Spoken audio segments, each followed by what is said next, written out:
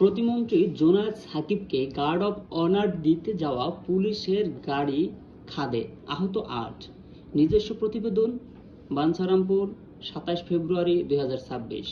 ব্রাহ্মণবাড়িয়ার বাঞ্ছারামপুরে অর্থ ও পরিকল্পনা প্রতিমন্ত্রী জোনায়েদ আব্দুর রহিম সাকিকে নিরাপত্তা ও গার্ড অব অনার প্রদান করতে যাওয়ার সাথে পুলিশের একটি গাড়ি নিয়ন্ত্রণ হারিয়ে খাদে পড়ে উল্টে গেছে। এই দুর্ঘটনায় অন্তত ৮ জন পুলিশ সদস্য আহত হয়েছে। ঘটনার বিবরণ: আজ শুক্রবার ২৭ ফেব্রুয়ারি সকাল ৭:৩০টার দিকে উপজেলা সয়ফুল্লাহ কান্দি ইউনিয়নের দড়িভেলা নগর এলাকায় এই দুর্ঘটনা ঘটে।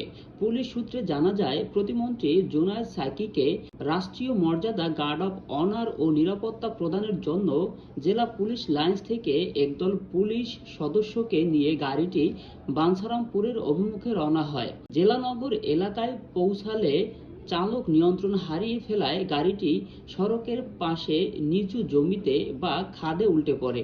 আহতদের অবস্থা: দুর্ঘটনায় আহতরা হলেন এএসআই নিজাম, নায়েক জুয়েল মিয়া, কনস্টেবল শরীফ, জহির রায়হান, আব্দুস সালাম, মাইনুল হাসান, মহিউদ্দিন এবং মেহেদী হাসান। স্থানীয়রা ও ফায়ার সার্ভিসের সদস্যরা দ্রুত তাদের উদ্ধার করে বাঞ্ছারামপুর উপজেলা স্বাস্থ্য কমপ্লেক্সে নিয়ে যান।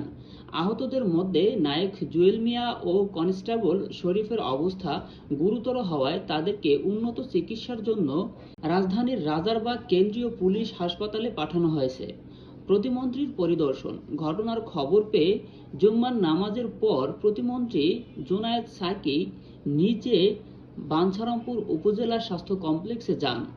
তিনি চিকিৎসাধীন পুলিশ সদস্যদের শারীরিক অবস্থার খোঁজখবর নেন এবং কর্তব্যরত চিকিৎসকদের যথাযথ চিকিৎসা নিশ্চিত করার নির্দেশনা প্রদান করেন।